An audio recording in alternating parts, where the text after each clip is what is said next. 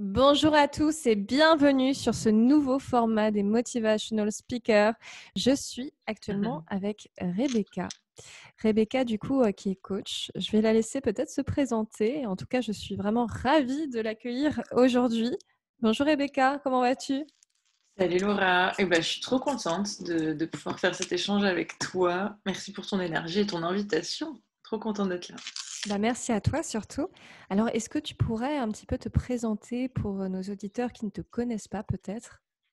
Ouais, toujours un exercice challengeant pour moi, la synthèse de qui es-tu. Je vais commencer par ce que je te disais juste avant. Je fais de la comédie musicale improvisée. J'ai 29 ans, j'adore le fromage. J'aime donc chanter, danser, j'aime bien manger, j'aime bien rigoler, j'adore connecter avec des nouvelles personnes et avec mes proches. Qu'est-ce que j'aime d'autre? Ouais, j'aime bien me présenter par ce que j'aime, ça change un petit peu de ce que je fais pour retrouver un petit peu d'équilibre.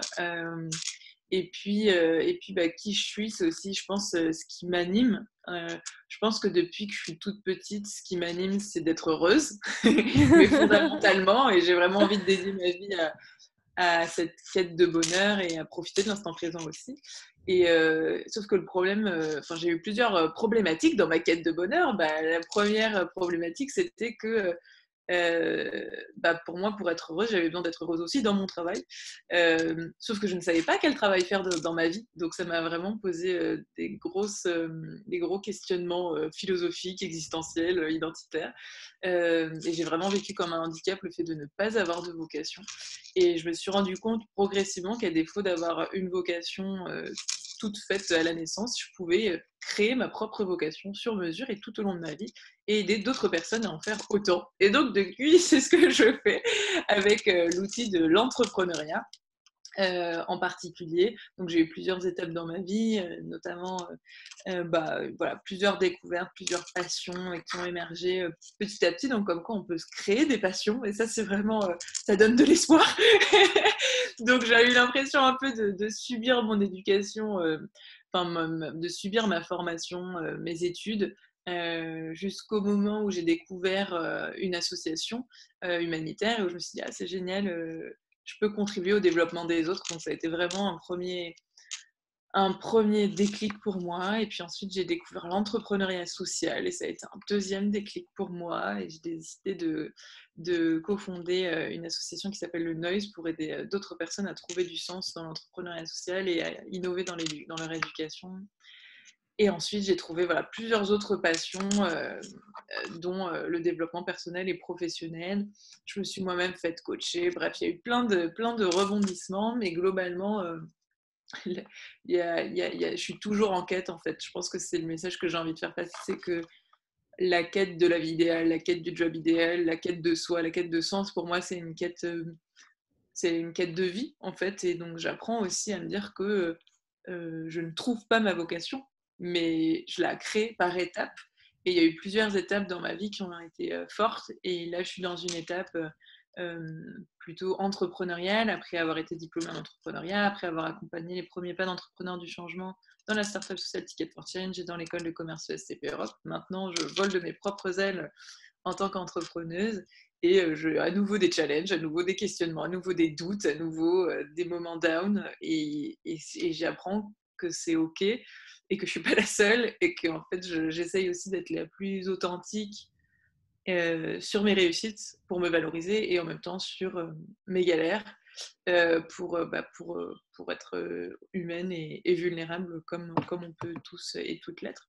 Donc voilà, et de façon très concrète, et ben aujourd'hui, j'accompagne d'autres entrepreneuses et actrices de changement comme moi, qui sont comme moi en quête de sens, de confiance et de liberté. Et je les accompagne à gagner du temps, de l'énergie et de l'argent pour créer une carrière qui soit à la fois épanouissante, utile aux autres et rémunératrice.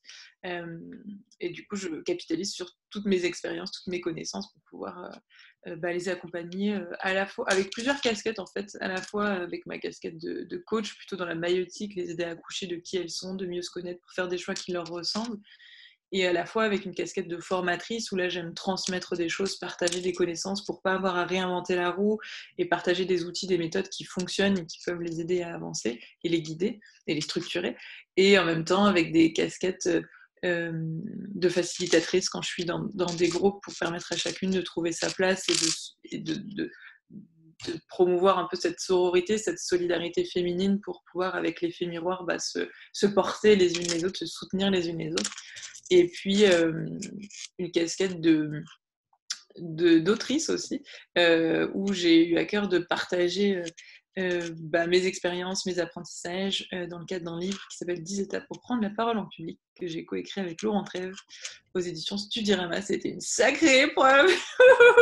Ma psy s'en souvient encore. D'accord, pourquoi? Ouais, ça a été syndrome de l'imposteur plus. Qui suis-je pour écrire un livre? Qu'est-ce que j'ai à partager que les gens ne savent pas déjà? Et en même temps, j'en suis sortie très très forte parce que renforcée dans ma confiance en mes capacités à transmettre, à être une experte d'un sujet, à me sentir légitime, à avoir des tarifs honorables sur des sujets dans lesquels je me sens à la hauteur. Donc voilà, c'est ça aussi. En fait, moi, j'accompagne aussi sur ces syndromes de l'imposteur, les manques de confiance et tout. Et parfois, j'ai tendance à me dire, bah voilà, parce que moi, j'ai confiance en moi, alors je peux transmettre. Mais de plus en plus, j'assume que moi aussi, je manque de confiance et que moi aussi, j'ai le syndrome de l'imposteur. Et qu'en fait, encore une fois, la quête de confiance, c'est la quête d'une vie. Et qu'en fait, j'apprends plus à vivre avec ma quête de confiance et avec mon syndrome de l'imposteur et à pas les laisser me freiner dans la vie, mais à toujours dépasser mes peurs, me dépasser moi. Et je pense que c'est ça le plus important en fait, c'est de continuer à avancer, à chercher, à croire en soi, même si on ne sait pas tout, même si on doute de soi, même si on ne sait pas exactement où on va, et d'accepter qu'en fait c'est ça le chemin de la vie et que c'est ok et que c'est humain et qu'on mérite quand même des beaux projets, on mérite quand même le meilleur, même si on est imparfaite et même si on a encore plein de choses à apprendre et c'est ce qui fait que la vie est chouette, c'est qu'on a plein de choses à apprendre et qu'on peut évoluer et changer. Donc voilà. Et ma dernière Ok. casquette, c'est conférencière, pareil, gros, qui vient vraiment illustrer cette idée de dépasser ses peurs, parce que il y a des personnes qui adorent prendre la parole en public et pour qui c'est facile. Moi, je fais partie de la deuxième catégorie, des personnes pour qui c'est pas toujours facile et qui ont le ventre un peu à l'envers avant, mais qui pour autant sont portées par le message, par l'importance de déjà valoriser sa parole à soi, parce que chaque voix compte, et la mienne comprise, et la tienne comprise, et celle qui nous écoute aussi. Et puis du message, quoi, de la finalité, de pouvoir communiquer des messages, fédérer des gens autour de causes, etc. Donc, je fais partie de la catégorie des gens qui ont envie de faire bouger les choses par le biais de la prise de parole, mais ça vient travailler beaucoup de choses chez moi, la peur de déplaire, la peur du jugement, la peur de plein de choses. Et donc, pour moi, la prise de parole, c'est une façon de me dépasser et de ne pas laisser mes limites me limiter, mais de devenir toujours plus libre et de libérer de plus en plus ma voix et mes messages. Donc je dirais que c'est à peu près ma dernière casquette. À l'époque, je me considérais beaucoup comme slasheuse avec pas mal de métiers différents qui, au fond, sont tous autour de la transmission, l'écoute, l'accompagnement. Mais voilà, j'accorde beaucoup d'importance à des postures différentes parce que pour des questions de responsabilité et d'éthique professionnelle, on n'accompagne pas les mêmes personnes de la même façon sur les mêmes sujets. Et en fonction du besoin, c'est important, je trouve, d'adapter sa posture. Ok, super. Je te remercie beaucoup pour tout ça. Et je pense que c'est important de rappeler aussi que sur la partie conférencière aussi, tu avais fait un TEDx et tout. Tu as quand même fait des très gros événements hein, sur cette partie-là.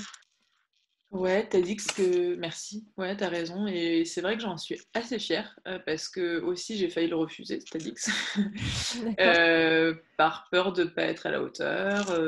Pourquoi moi et que j'ai appris après coup que j'étais pas la seule à penser refuser des opportunités, d'être mise en avant, d'être entendue.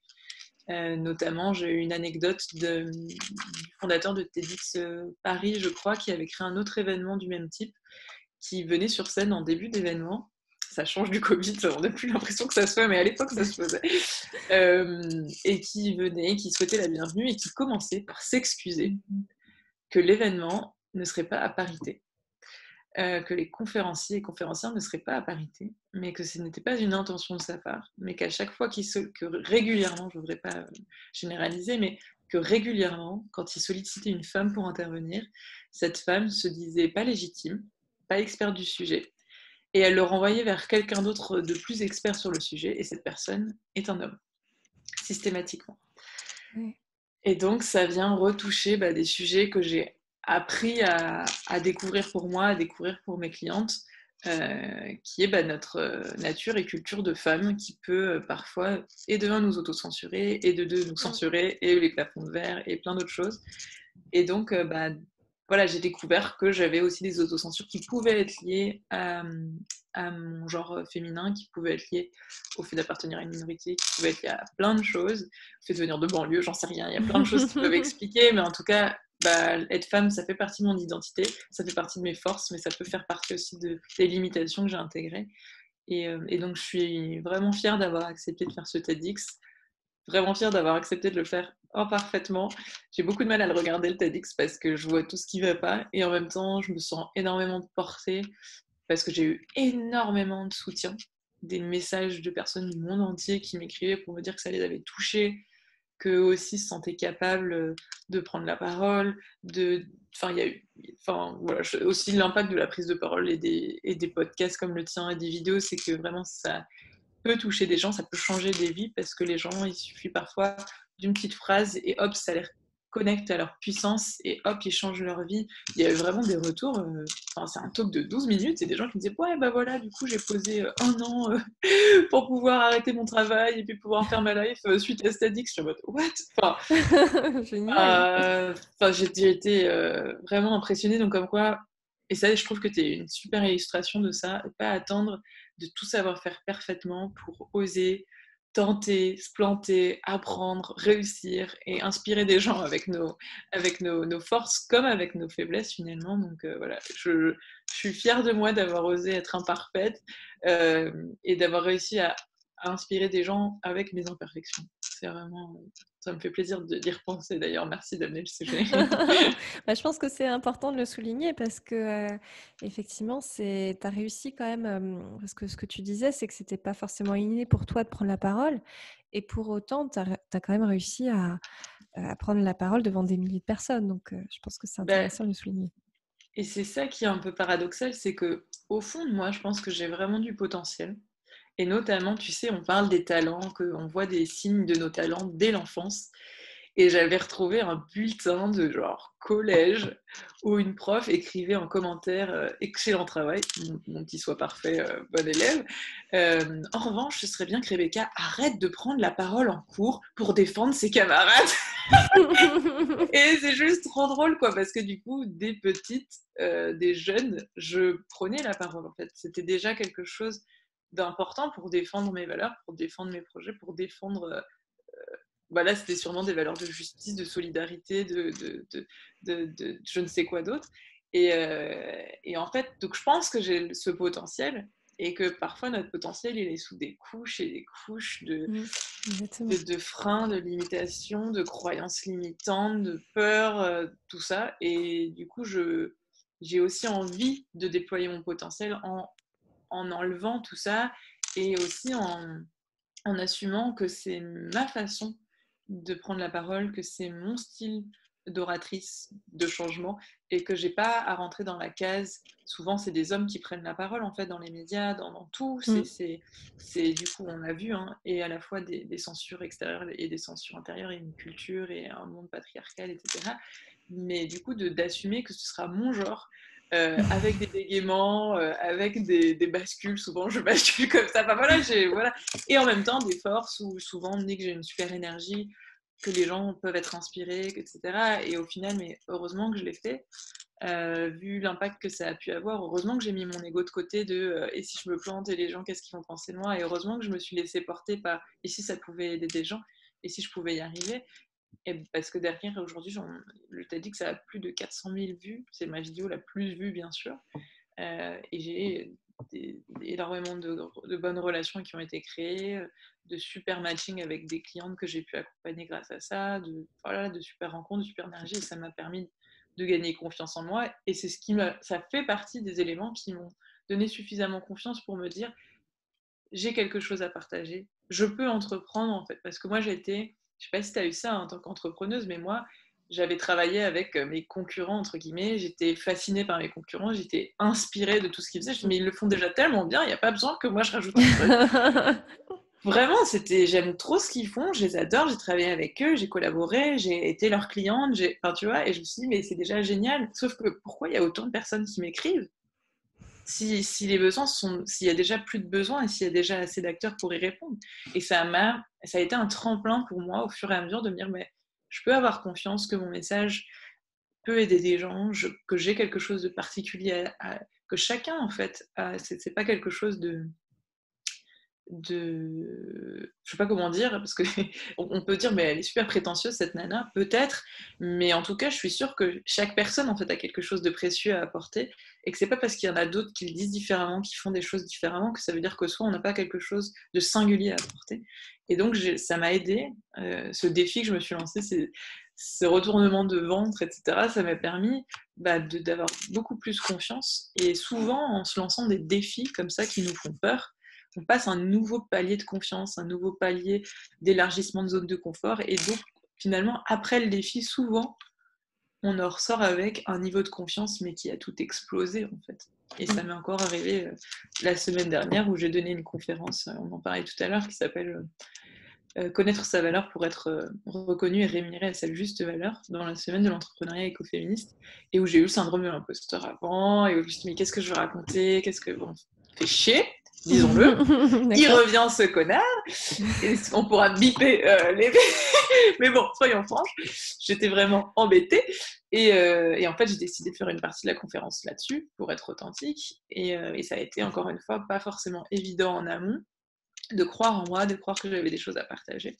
Et au final, encore une fois, je suis sortie de là, mais empowerée de ouf, à croire en moi plus que jamais. J'ai eu ma base de données de personnes qui suivent dans ma communauté qui a doublé en une seule journée le jour de la diffusion de ma conférence, plein de gens qui sont venus me suivre, et donc, et plein de gens qui m'ont dit ce que ça leur avait apporté, ce qu'ils avaient pu faire après. Et donc, je me suis dit, c'est bon, quoi.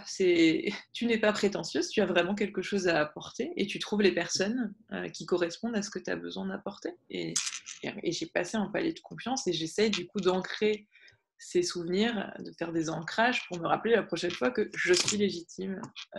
Fuck le syndrome de l'imposteur, je peux avoir confiance en moi, et je peux parler à des femmes qui en ont besoin et s'entraider dans nos projets, etc. Donc voilà, l'encouragement à pas se laisser freiner par ses doutes, par ses croyances, par son syndrome de l'imposteur, mais vraiment de se lancer des défis, et puis de pouvoir apprendre de ces défis, rencontrer des personnes pour en sortir beaucoup plus assurée, affirmée et puissante. J'ai vraiment senti, je voyais beaucoup de coachs qui disaient j'aide les femmes à se reconnecter à leur puissance intérieure, et je savais pas trop ce que ça voulait dire, ça me parlait pas trop comme terminologie.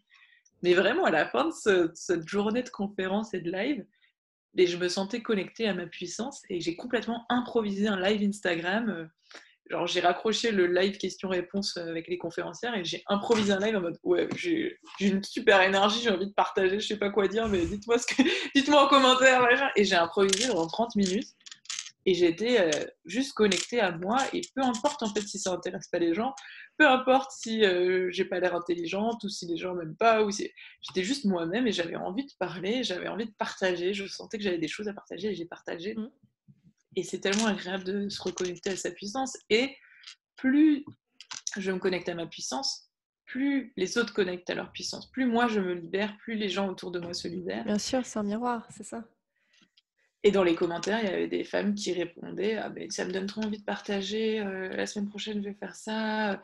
Et je me suis dit, et pourtant, j'ai pas eu l'impression de dire des choses concrètes, de pas dire allez-y, voilà comment se lancer pour partager. J'ai pas eu un tuto pour former tout, juste j'étais dans une énergie qui a été communiquée en mode ah ouais, moi aussi, j'ai envie d'avoir cette énergie, allez, j'y vais, quoi. Donc c'est aussi sur tout ce qui est invisible, les énergies, ça joue énormément. Donc ça permet aussi un peu lâcher cette idée de j'ai besoin de connaître des trucs de ouf pour pouvoir être utile aux gens. Parfois, c'est aussi juste une énergie, un dynamisme, un optimisme, de la motivation, de l'inspiration. C'est pas toujours concret, rationnel, factuel. Voilà, c'est une expérience qui est beaucoup plus riche, quoi. Oui, tout à fait. C'est très intéressant ce que tu dis, notamment sur toutes les stratégies un petit peu d'auto-sabotage qu'on peut mettre en place. Moi, je sais que je les avais aussi en étant, on était, enfin, disons que moi maintenant, je me suis spécialisée sur l'hypersensibilité, mais et sur les problématiques de communication. Mais c'est vrai qu'en communication orale, on voit énormément ces problématiques. Moi, je me disais, bah, finalement, les leaders, c'est que des hommes, quoi. Où il n'y a qu'un leadership masculin. Et en entreprise, moi, je me disais, mais finalement, là, je suis que sur mon énergie masculine, en fait. Mm. Je suis que sur la partie yang, tu sais, très dans la force, dans la conviction, comment dire, dans l'action. Mais à un certain moment, tu arrives à un stade où tu dis, ah bah, en fait, ma partie yin, là, ma partie plutôt féminine, elle est plus là, quoi. Ouais. Je l'avais Oui, parce totalement mise au que... placard. Et moi aussi, je Ouais. comprends. Je comprends parce que moi aussi, et c'est ce qui m'a conduit à frôler le burn-out, et c'est ce qui m'a Mm. conduite à prendre la parole au début avec des conventions masculines. C'est ce qui C'est m'a ça. conduite à beaucoup de comportements dans mon énergie masculine, ce qui n'est pas un problème en soi. La problématique, c'est de n'être que dans son énergie masculine. C'est ça. Euh, Il n'y a pas Parce d'équilibre, que, finalement. exactement, c'est qu'en fait, j'estime que chacune et chacun a besoin d'équilibrer ses énergies masculines et féminines. Qu'on soit un homme et une femme, on a tous et toutes des énergies masculines et féminines. Et qu'en fait, dans un monde patriarcal et capitaliste qui valorise beaucoup l'énergie masculine, qui est mené par beaucoup de leaders hommes, Masculin. je veux dire Oui, bien masculins, sûr. mais Ou hommes. sur une énergie masculine, parce que des fois, c'est des femmes aussi, mais qui Exactement. sont branchées sur leur énergie uniquement masculine. Et puis, alors que finalement, c'est vrai que quand tu vois des leaders qui sont sur l'énergie féminine, bah, t'en vois pas beaucoup, en fait, en réalité. Ouais, c'est ça. C'est ça. Et même, encore une fois, même moi, en tant que femme, j'ai été branchée dans mon énergie masculine. J'ai pu mener des collectifs sur des énergies masculines. J'ai pu ensuite rééquilibrer mes énergies et voir ce que ça faisait de l'idée un collectif en équilibrant les énergies. Et c'est une de mes meilleures expériences à coexister Paris-Nord. Ça a été incroyable, vraiment un cadeau. Euh, mais effectivement, de pouvoir équilibrer ce qu'on entend par énergie masculine, c'est principalement le faire, en fait, l'action, et l'énergie féminine, plutôt l'être, recevoir, plutôt que faire, donner, prendre soin de soi, se reposer, être connecté à son intuition, être dans la loi d'attraction, la visualisation, la méditation. Et en fait, c'est des énergies qui sont beaucoup moins valorisées dans notre société patriarcale, capitaliste, et qu'on a besoin de rééquilibrer, qu'on soit femme ou homme, et qui est un travail en fait. Mais on l'apprend. Enfin, ouais, je ne l'ai pas appris à l'école personnellement, je l'ai pas appris. Enfin, je l'ai appris assez tardivement en fait, et c'est d'ailleurs aujourd'hui des énergies que je travaille à accompagner, à rééquilibrer ça. Moi, je travaille beaucoup avec des femmes comme moi euh, qui ont euh, qui ont subi des épuisements professionnels, hyperactives, euh, voire même slasheuses. C'est quoi l'autre terme? Multipotentiel, peut-être? Merci, ouais, c'est ça, multipotentiel. Voilà, énormément dans l'action, qui traduit aussi un manque de confiance, parce que moi, pourquoi j'étais autant dans l'action, c'est parce que je voulais prouver ma valeur, je voulais prouver que je savais faire, je voulais prouver que j'étais une bonne salariée, que je méritais mon salaire, que je méritais d'être aimée. C'était tout ça. Et en fait, aujourd'hui, que je travaille beaucoup depuis un bon moment et pour un bon moment, mon amour de moi, mon estime de moi, mon image de moi, ma confiance en moi, en fait, euh, je mérite l'amour et le respect, quoi qu'il arrive. Peu importe ce que je fais, en fait. Je suis une humaine et chaque humain mérite l'amour et le respect. Donc, forcément, j'ai moins de choses à prouver et je fais les choses beaucoup moins. C'est toujours imparfait, mais je fais les choses beaucoup moins pour prouver aux autres ou pour me prouver des choses à moi, mais en étant de plus en plus, de mieux en mieux guidée par qu'est-ce qui m'attire, qu'est-ce qui m'apporte de la joie, qu'est-ce qui m'apporte un sentiment d'accomplissement, sans forcément essayer tout le temps d'aller corriger mes faiblesses. Ça demande énormément d'énergie d'aller corriger ses faiblesses tout le temps, alors que ça demande beaucoup moins d'énergie de renforcer ses forces et ses réussites, en fait. Et c'est encore une fois pas comme ça qu'on a eu l'habitude d'être élevé dans les écoles françaises, la plupart en tout cas. Est-ce que c'est pas un équilibre quand même? Parce que si tu as, comment dire? Si tu as quand même des blessures qui sont très, très présentes, est-ce que, elles reviennent pas au galop de manière, récurrente? Et à un certain moment, si tu les désamorces pas, ça peut être un peu Ouais. problématique, non? Ouais, je suis d'accord avec toi. J'ai beaucoup réfléchi, travaillé, étudié, recherché sur la question des talents qui me passionnent. Et en fait, moi, avant, vu que je suis perfectionniste sur les bords, et pas que sur les bords, j'avais tendance à toujours vouloir travailler ce qui n'allait pas chez moi, les trucs où j'étais nulle, où j'étais moins bonne. Dans mon travail, c'était la logistique, par exemple. C'était un peu ma bête noire. Et je me suis dit, bah, j'ai besoin de travailler ça puisque je suis pas assez bonne. Et puis après, j'ai découvert la logique des talents qui sont différents des compétences. Les compétences, c'est ce qu'on sait faire, ce qu'on est en capacité de faire. Mais les talents, c'est une dynamique qui est quand même chouette. C'est des compétences, mais qu'on kiffe faire, qui sont faciles et pour lesquelles on apporte de la valeur utile aux autres et reconnue par les autres. Et donc, c'est quand même des compétences plus, puisque bah, du coup, si c'est facile et qu'on prend plaisir et que ça apporte aux autres, bah, forcément, on va développer ses forces beaucoup plus. Et je suis tombée dans le travers, j'avoue, je m'en rends compte depuis récemment, enfin, avec la rétrospective, dans le travers de du coup, ok, bah, je vais me focaliser que sur mes talents, que sur ce qui va bien. Et je pense que dans mon dernier poste salarié, j'ai vraiment réorienté mon poste autour de ce qui me faisait plaisir, etc. Et je pense que ça a été un peu extrême. Je m'en suis rendu compte progressivement. Euh, et dernièrement, avec un de mes formateurs et mentors, David Lefrançois, duquel j'ai été certifiée d'Institut des neurosciences appliquées, que je recommande, que j'aime beaucoup, qui m'a appris beaucoup, je me suis rendu compte en fait de l'équilibre, encore une fois, à trouver entre les deux. Et j'ai bien aimé l'idée d'en fait, de travailler à 80% sur ses forces et ses talents, et à 20% en fait sur ses qualités inverses. Je sais plus si c'est 80 ou 70, mais vous avez compris l'idée, quoi. En grande partie, dédier son énergie, son temps, ses sources de revenus à ses talents, et en minorité à 20% de travailler sur ses qualités inverses. Et qualités inverses, c'est pas exactement les défauts, les faiblesses, c'est en fait tous les points de blocage qui peuvent nous empêcher de développer nos forces. C'est ça, ouais. Et c'est un petit peu différent. Et on n'a pas du coup besoin d'être bon partout, tu vois. C'est comme par exemple apprendre à lire, apprendre à écrire. Bah, on a beau pas forcément adorer ça peut-être, bah, ça peut valoir le coup d'apprendre pour pouvoir se débatouiller dans la vie et pour pouvoir, etc. C'est un peu, tu vois, avec du recul, c'est un peu, je pense, pourquoi je me suis pas épanouie dans mes études, mais à défaut de motivation, c'est ma persévérance qui m'a vraiment permis d'aller jusqu'au bout. Et j'ai vraiment senti que avoir un diplôme, c'était pour moi une réassurance de me dire, ok, maintenant j'ai mon diplôme de Dauphine, maintenant je peux faire ce que je veux. Et j'ai même fait une école de coaching qui n'est pas reconnue par l'État parce que je me suis dit, écoute, moi je veux juste que ça m'apporte, que ce soit reconnu par moi, que ça m'aide moi et que ça aide mes clients. Et au final, mon école de coaching, en plus, était reconnue par l'État de façon rétroactive après. Donc, comme quoi, voilà. Donc, C'est juste, c'est super intéressant ce que tu me dis parce que moi, je me reconnais beaucoup dans ton parcours, hein. J'ai fait aussi l'EDEC, une école de coaching qui n'est pas forcément certifiée RNCP, mais bon, j'ai envie de dire, j'ai choisi pareil que toi l'efficacité envers mes clients plutôt que voilà. Et il y a cette idée, en fait, c'est comme, moi je ressentais, je sais pas si pour toi c'est pareil, mais comme un chemin tout tracé. Au finalement, quand tu rentres dans une grande école, etc., tu te dis oui, il faut que je fasse ça, ça, ça, que j'aille en conseil, que je travaille en entreprise, que machin, que truc.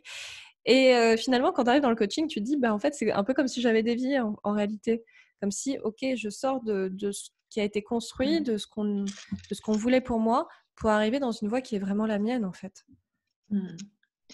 et ben, c'est hyper intéressant comme point de vue et comme parcours. Je sais que c'est le cas de énormément de gens. Énormément de gens. Je me reconnais pas, moi, dedans, en fait. Moi, je suis plutôt le profil qui s'est toujours posé la question. C'est-à-dire Bah, depuis que je suis toute petite, je me demande qu'est-ce que je veux faire de ma vie. Depuis toute Ouais, petite, je sais que je veux pas faire comme mes parents, mais je sais pas ce que je veux faire, en fait. Et ok. pour autant, mes parents sont médecins et c'est un métier que je trouve absolument fabuleux et remarquable et j'aurais aimé être médecin même, mais c'est pas mon cas. Et j'ai su très tôt que je voulais pas être médecin, mais je ne savais pas ce que je voulais faire. Mes parents m'ont pas, mes parents auraient aimé que je sois médecin, mais ils m'ont jamais forcé ou trop influencé. Mais du coup, j'ai été libre. Mais c'est aussi ça parfois la difficulté, c'est que quand on est très libre, ça crée une multitude de choix peu informés, peu éclairés, et pourtant j'étais la seule L1, donc première année de fac, à aller voir une conseillère d'orientation, la première à être au forum des entreprises alors qu'il n'y avait que des masters, la première à je sais pas, enfin, j'étais la première à connaître tous les débouchés de master dès ma première année de licence. Enfin, donc moi, j'ai été plutôt un profil, ok, je sais que je veux faire ma voie à moi, mais je sais pas comment. Donc moi, j'étais plutôt dans ce profil-là. Et du coup, j'ai plutôt été en frustration de voir tout le monde suivre la voie toute tracée et de me dire, mais en fait, j'ai un problème ou quoi? Je comprends pas. Personne n'aime ce qu'on est en train d'étudier, mais ça pose de problème à personne. Et moi, je suis en train de déprimer, de me Mm, sentir seule, de me mm. sentir inutile, de me sentir nulle, etc., etc. Enfin, vraiment, je me suis sentie nulle. J'avais des moins bonnes notes en plus. Je trouvais ça très dur. Bah forcément, en plus, quand on n'est pas à sa place, bah, c'est très très difficile. Donc j'ai eu Mm. beaucoup de mal dans mes études. Jamais eu de rattrapage. J'optimisais quand même mon travail. Mais voilà, ça a été très dur. Donc moi, j'étais plutôt en mode, mais comment ça se fait que personne n'aime, mais que les gens le vivent bien et pas moi? Donc il y Ouais. a aussi des vertus hein, à pas trop se poser de questions. Moi, j'étais à beaucoup me poser de questions très très jeune. C'est mon côté coach aussi, hein, donc ça me va, mais sans forcément trouver les réponses. Mais je les ai cherchées et c'est aussi ça où j'essaye un peu de changer de ce truc de il faut absolument trouver sa voie, etc. Mm. Bah, moi, j'ai cherché ma voie et je l'ai créée par étapes et j'estime que c'est chacune des étapes qui me rapproche de qui j'ai envie d'être, qui j'ai envie C'est de ça. devenir et que j'essaye maintenant de voir chaque étape comme une étape utile, même si parfois il y a des frustrations. C'est encore le cas aujourd'hui, j'ai encore des frustrations dans mon job, même si je me sens très alignée, très passionnée, très reconnaissante, très plein de choses. Parfois, j'envie d'autres personnes, parfois, je sens qu'il y a des choses qui pourraient être mieux, parfois. Enfin voilà, et peut-être, enfin voilà, et c'est complètement ok. Et j'ai envie de construire ma vie comme ça par étapes. Et je suis sûre que le fait d'être passé par cette voie toute tracée, peut-être toi, ce sentiment-là, bah, c'était le chemin pour toi, tu vois. Parce que ça a été des choix plus ou moins conscients qu'on a fait, tu vois, mais c'était peut-être de ça dont on avait besoin. Peut-être que toi, tu avais besoin de ne pas te poser trop de questions pendant cette première phase. Peut-être Et que... pourtant, je m'en posais pas mal aussi, mais tu Ouais, sais, je pense que tu as beaucoup de choses qui sont en jeu. Des fois, tu as un besoin de reconnaissance, un besoin. Moi, je viens de banlieue comme toi, donc j'avais aussi ce besoin-là de me dire, vas-y, je vais m'élever dans la société, etc. super. Sauf que, et effectivement, hein, je suis arrivée à la Caisse des dépôts, à la direction générale, à des choses quand même qui étaient. Voilà. Sauf que quand tu Trop arrives bien. là, à un certain moment, tu dis, bon, c'est quoi la suite?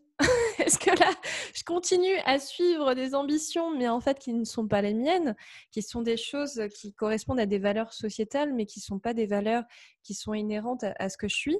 Ou est-ce qu'à un certain moment, je vais bien finir par m'écouter? Et dans ce cas-là, c'est vrai que... alors toi, tu as eu ces réflexions-là et je pense que c'est vraiment intéressant de les avoir tôt parce que du coup, tu as déjà... Voilà. Mais bon, à un certain moment, j'ai l'impression que ça te rattrape. C'est que moi, je sais qu'on a mis sur mon chemin des choses. Par exemple, mon employeur qui a arrêté ma période d'essai, un moment où j'étais presque en Pas facile. burn-out, etc. Ouais, Et quand tu as toujours été bonne élève, tu arrives face à ça, tu te dis, mais attends, mais qu'est-ce qui se passe? J'ai loupé le coche. C'est pas comme ça que ça devrait se passer. Et ouais c'est c'est là dur. où ça t'amène justement à te poser les bonnes questions en te disant, bon, bah maintenant, peut-être qu'il serait temps que je commence à m'écouter un petit peu. Ouais. Et franchement, déjà, tu vois, le fait d'identifier que tu avais un besoin de reconnaissance, bah, c'est énorme, tu vois. Parce que c'est un besoin humain et que c'est important. Enfin, tout le monde a besoin de reconnaissance et c'est Mm. peut-être ce qui a été prioritaire et conscient à ce moment-là et c'est top. et moi aussi je me suis pas assez écoutée. Et moi aussi, j'ai frôlé le burn-out. Et moi aussi, j'ai eu besoin d'apprendre les choses parfois dans la Oui, douleur et dans. Bah, c'est j'avais pas ça. conscience de ce qui était prioritaire. Mais en même temps, c'est aussi ces expériences de vie qui nous Oui. permettent de prendre conscience de ce qui est fondamental pour nous et ce qui est accessoire. Tu vois, bah, finalement, être reconnu dans une grande structure, est-ce que c'est accessoire, est-ce que c'est prioritaire Tout à et fait. puis l'ordre change. Tu vois, moi Bien j'ai eu des sûr. moments où j'étais entrepreneuse où parfois je me suis demandé mais est-ce que j'ai envie de redevenir salariée? Parce qu'il y a eu des moments où ça a été dur, pendant le Covid Mm. ça a été dur, il y a des moments où j'ai pas le moral, il y a des moments où je doute, il y a des moments où il y a des moments durs et il y a des moments où je me dis bah et c'est complètement ok. Enfin, il y a Bien pas sûr. de, c'est pas le Graal en soi d'être entrepreneuse. C'est le Graal si c'est ce que je veux, et c'est pas le Graal d'être dans une grande entreprise si c'est pas ce que je veux. Enfin voilà. Et donc, comme tu disais, de pas suivre une ambition qui est pas la nôtre, mais de développer sa conscience de ce que sont nos critères de réussite et d'ambition à nous, pour Mm. avoir de plus en plus conscience des choix qu'on a envie de faire et pour pouvoir cheminer dans nos capacités à les faire, parce que Ouais. on peut très bien se dire ah bah j'ai envie d'entreprendre. Je me le suis dit finalement assez tôt, mais j'ai mis 5-6 ans à me lancer parce que j'avais besoin de ce temps, d'apprendre des meilleurs dans d'autres groupes, j'avais besoin de gagner confiance en moi pour être capable de me lancer seule alors que j'attendais l'équipe idéale et tout. Bah, j'ai réussi à me lancer seule. Au final, on n'a pas forcément besoin d'une idée, on n'a pas forcément besoin d'une équipe, on n'a pas forcément besoin d'un capital, on a surtout besoin de confiance en soi. Mm. Et ça, je m'en suis rendu compte. Donc je me dis que chaque étape est personnelle et chaque étape est sûrement pour le mieux. Et il n'y a pas de jugement. Enfin, je pense que c'est super important Mm. d'être indulgent avec soi C'est tout à euh, fait ça. sur le fait que bah, on chemine quoi. Enfin, Oui, mais personne n'est exactement. devin, on sait pas. Enfin, pour moi, c'est le chemin d'une vie que de savoir qui on est, ce pourquoi on est fait, ce pourquoi on est en vie. Enfin, et Mm. donc que chaque étape nous permet de clarifier ce qui est bon ou pas pour soi, là où on est doué et ce qu'on a envie de partager au monde. Donc d'avoir peut-être de l'indulgence voilà, par rapport au fait que voilà, j'ai choisi des études qui ne m'ont pas passionnée, par le fait que je me suis épuisée au lit. Depuis le lycée, je dormais 3 heures par nuit, j'étais une zombie. Depuis très jeune, c'était n'importe quoi. Et en même temps, bah, j'avais besoin de passer par là et j'ai fait de mon mieux. Et aujourd'hui, je dors minimum 7 heures par nuit et c'est un des changements dont je suis le plus fière. Maintenant, je passe à 8 heures cette année d'ailleurs parce que j'ai assumé que j'étais une grosse dormeuse et qu'en fait, 7 heures, ça n'était absolument pas suffisant, même si c'était un gros progrès x 2,5. Voilà. Mais voilà, et d'avoir aussi l'indulgence sur le fait que chacune fait de son mieux et que si à un moment il y a quelque chose qui me pose vraiment problème, bah, il est toujours temps de changer. Oui, tout à fait. Oui, c'est très intéressant ce que tu dis, c'est que finalement, si je résume un petit peu, qu'il n'y a pas de bonne ou de mauvaise situation, de bonne ou de mauvaise expérience, pas enfin voilà, qu'une expérience est plus ou moins agréable, mais que dans tous les cas, ça nous apprend finalement et que ça nous fait passer aussi à l'étape d'après, quoi, en gros. Mm. Ouais, et c'est plus facile à se le dire quand on est dans une étape de vie qui est confortable, qui est agréable, où ça se Ça, passe c'est sûr. bien. Et on a moins envie de se le dire quand ça va moins bien. Je pense aussi aux situations amoureuses, les situations de couple aussi. Mais pourquoi là, ça se passe pas bien? Pourquoi je trouve pas de copain? Pourquoi le copain avec qui je suis, ça se passe pas bien? Enfin, c'est pas chaque expérience est là pour nous apprendre sur nous et pour nous. Enfin voilà. Ça, Et ça du me coup, c'est rappelle, super important. ça me rappelle la phrase d'un ami qui habite pas très loin d'ailleurs de là où je suis, qui m'avait dit à un moment où je me sentais au bout de ma vie, où je pensais arrêter justement l'entrepreneuriat aussi. Je pense qu'on a eu tous des phases comme ça, de se dire Ouais. «Ah, là j'en peux plus, je vais Bah ouais. arrêter, etc. Et c'est normal. Et qui m'a dit cette phrase mythique, il m'a dit mais tout passe. Mm. Tout passe, que ça soit une rupture amoureuse, que ça soit des moments de bas. Quand on a des moments de bas, en général, on va avoir le moment de haut aussi derrière. C'est vrai. C'est vrai, c'est vrai, c'est vrai. Ce qui nécessite parfois un petit peu de patience, un petit peu de persévérance, un petit peu de résilience et un petit peu de. Je sais pas trop ce que c'est, mais je me rends compte que moi, parfois, je fuis un petit peu le malheur, la douleur, la souffrance. Et à force de vouloir chercher le bonheur, tu vois, j'ai peur d'être malheureuse, j'ai peur. Et souvent, en plus, en tant que coach en dev perso et tout, t'es heureuse, toi? Bah, ça dépend. J'ai envie de te Ouais. dire, ça dépend. Il y a des moments où je suis heureuse, il y a des moments où je suis triste, il y a des moments où je suis en colère, il y a des moments où j'ai peur, il y a des moments où j'ai honte. Mm. En fait, je suis humaine et je ressens des émotions, en fait. Et c'est aussi ça qu'être coach, c'est d'accueillir les C'est ça. émotions et peut-être, peut-être d'avoir plus de clés et de développer un état d'esprit de plus en plus résilient pour Mm. pouvoir passer plus rapidement, plus sereinement d'un état désagréable à un état plus serein, plus joyeux. Mais non, je ne suis pas toujours heureuse. Euh, mais du coup, dans cette quête de bonheur, je pense que j'ai besoin aussi d'accepter les moments de souffrance Mm. et que comme tu dis, c'est sûrement des étapes en fait, tu vois. À plein de moments, d'ailleurs, quand je racontais des histoires tout à l'heure, plein de moments de souffrance ont été suivis par des moments de grande joie, de grand accomplissement. Donc souvent, mes souffrances, mes échecs sont souvent le lit de réussite, de force. Puis l'année dernière, l'année du Covid, a été une année sacrément symbolique sur ce sujet, quoi. Voilà, j'ai eu une première moitié d'année très compliquée émotionnellement, très compliquée dans le confinement, très compliquée économiquement, professionnellement. J'ai eu une crise de sens. Enfin, ça a été. Moi, franchement, j'ai été hyper agitée. J'ai remis en question mes activités, toute ma raison d'être. Enfin, voilà, une vraie crise de sens, encore une. Mais je pensais que c'était fini, mais non. Et en fait, c'est aussi pour ça que je suis authentique, quoi. Je vis ce que j'accompagne et c'est parce que j'arrive à les dépasser que j'apprends des nouvelles choses et que je suis encore plus légitime et que je me sens en tout cas de plus en plus légitime et outillée pour faire face à ces situations et pour accompagner des personnes dans cette direction. Et la deuxième partie de mon année a été beaucoup plus joyeuse, beaucoup plus abondante, beaucoup de bonnes nouvelles. Enfin, j'ai vraiment beaucoup rebondi. Et voilà, et c'est pas, il y aura d'autres rebondissements, tu vois, il y en a déjà eu pas mal. Euh, mais voilà, et c'est comme ça que moi je pense fonctionner, c'est que quand je prends un coup, moi j'accuse le coup. J'ai besoin de temps. J'ai besoin de temps pour comprendre, pour analyser, pour mettre de la conscience, pour digérer, pour pleurer, pour être avec mes peurs. Voilà. Et ensuite, ça me prend un petit peu de temps. Mais ensuite, je passe à l'action, ensuite, je trouve des solutions, ensuite, voilà. Alors qu'il y a des gens qui vont tout de suite être dans le mode, et on l'a vu hein, dans le Covid, sur la façon dont les gens ont géré les choses, il y en a qui ont Mm. été dans l'action tout de Ouais, suite, c'est nanana, intéressant. d'autres dans le recul, c'est le fameux freeze, fight, et puis flee, Oui, oui, oui.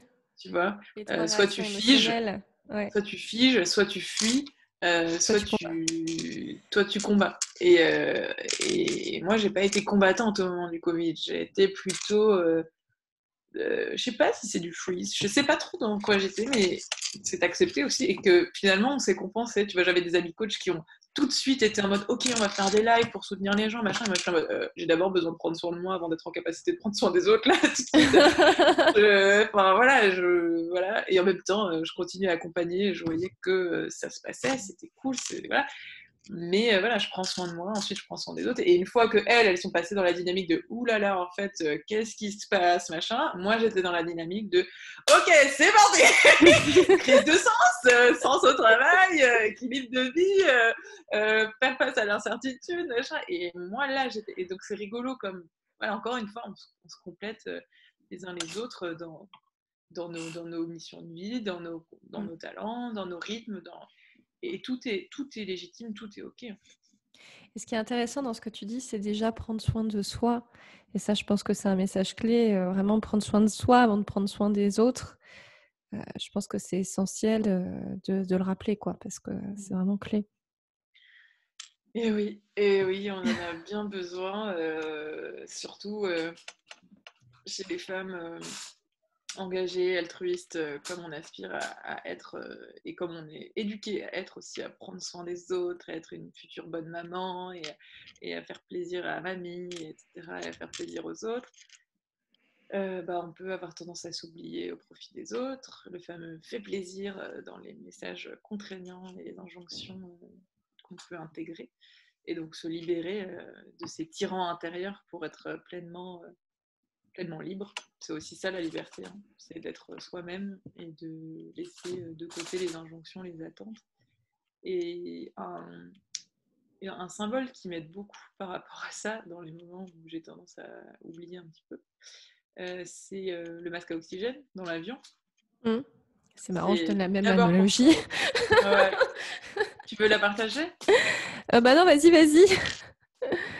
En fait, tout simplement, dans l'avion, on nous recommande de mettre d'abord le masque à oxygène pour soi, avant de le mettre aux autres et aux enfants à côté. Parce que si soi-même on n'a pas d'oxygène, Ouais. comment est-ce qu'on peut s'occuper de l'enfant à côté de soi ou des autres ou être utile pour gérer le crash ou whatever en fait. Donc c'est d'abord j'ai mon oxygène pour pouvoir en partager avec les autres en fait. Donc j'ai d'abord mon énergie, d'abord je préserve mon énergie, j'en prends soin pour pouvoir partager mon énergie et mon don de donner aux autres ce que j'aime. Et ça nécessite d'avoir déjà des ressources pour pouvoir les partager. Donc ça se travaille, ça s'expérimente, ça se polie dans la durée. Yes.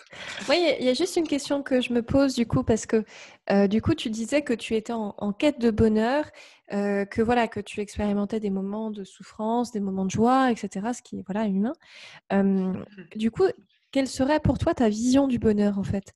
Ce serait quoi, à quoi est-ce que tu tends en fait? Nice. Wow. Merci pour ta question. Ça fait longtemps que je ne me suis pas posé la question. C'est quoi le bonheur? Alors pour moi, hein, Oui, bien sûr, pour toi, hein, c'est pas. Oui. le premier truc pour moi, qu'est-ce que c'est le bonheur? C'est déjà savoir ce qui me rend heureuse. Donc c'est déjà avoir conscience de ce qui me rend heureuse. Parfois, dans les moments où je suis pas bien, je suis perdue. Je me dis, mais c'est quoi que j'aime déjà? Genre vraiment, je suis perdue. Et du coup, maintenant, je me fais une petite liste de, ok, j'aime danser, j'aime voir mes amis, j'aime manger, j'aime machin, parce que dans les moments où je suis complètement désorientée, je me sens complètement perdue. Et c'est, enfin voilà, c'est des choses simples, mais ok, quand je dis j'aime manger, c'est j'aime manger quoi? Et je sais que c'est les Nordic Roll fromage frais, du restaurant japonais, du 11e arrondissement, que je mange les vendredis soirs pour finir la semaine. Et voilà. Enfin, tu vois, c'est des trucs où, ok, quand je vais pas bien et que je suis pas au clair, comment je peux me raccrocher à quelque chose? Donc, en fait, pour moi, euh, c'est déjà savoir ce qui me rend heureuse et donc connaître mes propres critères de bonheur et de réussite. Donc, c'est déjà une bonne connaissance de soi, pour moi, le bonheur.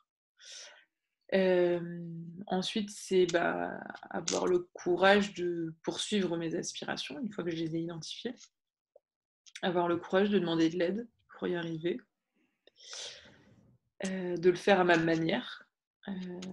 Parce qu'il y a plein de façons d'entreprendre, il y a plein de façons de coacher, il y a plein de façons de réussir sa vie professionnelle, il y a plein de façons de réussir sa vie de couple, sa vie de famille, et donc de réussir à voilà, avoir une conscience et une connaissance de moi suffisamment poussée, éclairée pour savoir ce qui est bon pour moi, avoir le courage de le poursuivre à mon rythme, à ma façon. Et de m'autoriser à pas y arriver, de m'autoriser à faire de mon mieux, euh, de m'autoriser à arrêter de poursuivre le bonheur parfois pour juste profiter de l'instant présent, de trouver cet équilibre entre le moment présent et la construction de l'avenir, d'avoir des moments de joie, des relations de qualité, de connexion, de pouvoir nourrir mes besoins et mes valeurs les plus fondamentaux. C'est ce qui me vient. Ok, ça marche. Est-ce qu'en une phrase, pour conclure un petit peu cette interview, est-ce qu'en une phrase, tu aurais un message à faire passer, comme ta philosophie de vie, par exemple?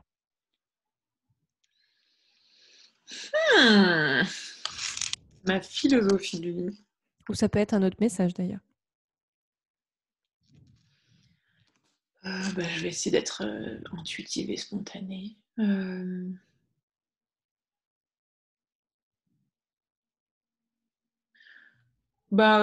dirais un mot, c'est la quête. Ouais, que pour moi, la vie, c'est une quête de soi, une quête de sens, une quête de confiance, une quête d'impact, une quête de contribution, une quête de connexion. Euh, et que c'est super chouette d'aborder la vie sous le prisme de l'apprentissage et de l'évolution, plutôt que sur l'axe de la perfection, la certitude. On peut accepter nos questions, nos doutes, nos imperfections. C'est aussi ce qui nous apprend sur nous et sur la direction à prendre. Et donc de peut-être avoir cette conception de la vie itérative, de construire sa vie, sa vocation professionnelle par étapes, et d'avoir confiance que chaque étape est utile, chaque étape est importante, qu'on peut savourer chaque étape, et de trouver cet équilibre justement entre je veux être heureuse, je veux construire ce projet, je veux ça, mais je ne l'ai pas encore et j'ai envie de le construire et je m'y mets. Et en même temps, d'avoir déjà beaucoup de gratitude et de reconnaissance pour ce qu'on a déjà aujourd'hui. Et c'est notamment en ayant beaucoup de gratitude pour ce qui est déjà là qu'on va pouvoir aussi attirer à soi encore plus de cette abondance-là. Donc ouais, cette idée de quête, d'itérer sa vie et de se construire et d'accepter d'évoluer dans la patience, la joie, la curiosité et l'apprentissage. Ok, je te remercie beaucoup. Est-ce que alors, juste pour les personnes qui seraient intéressées pour prendre un accompagnement avec toi ou pour te retrouver sur tes réseaux, comment est-ce que, moi, voilà, si je suis intéressée, comment est-ce que je peux te contacter? Et ben déjà, ça me ferait très très plaisir de rencontrer pour de vrai ou sur les réseaux les personnes qui nous auront fait le plaisir de participer à l'échange en off. Et moi, je suis présente sur tous les réseaux et notamment sur Instagram, @RebeccaSfedge. Donc, j'aurai plaisir de vous y retrouver.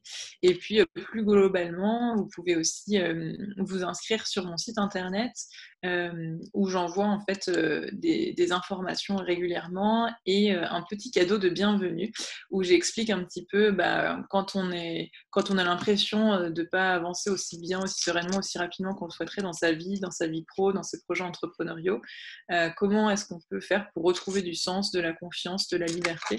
Et donc je vous envoie 3 vidéos en cadeau pour vous aider à retrouver du sens et pour vous présenter aussi mes accompagnements et voir si ça peut vous correspondre. Donc n'hésitez pas, peut-être que tu mettras le lien. Je mettrai tous les liens seront présents dans la description. Donc voilà, super. Trop Je te bien. remercie beaucoup, en tout cas, Rebecca. Merci beaucoup d'avoir été avec nous. C'était top. Merci pour cet échange. Merci Et beaucoup. merci à nos auditeurs aussi de nous avoir Oui, écoutés. prenez soin de vous. Merci Yes, Laura. merci à tous. Et je vous retrouve pour un nouvel épisode des Motivational Speakers. À très bientôt. À Ciao. bientôt. Bye bye. Bye.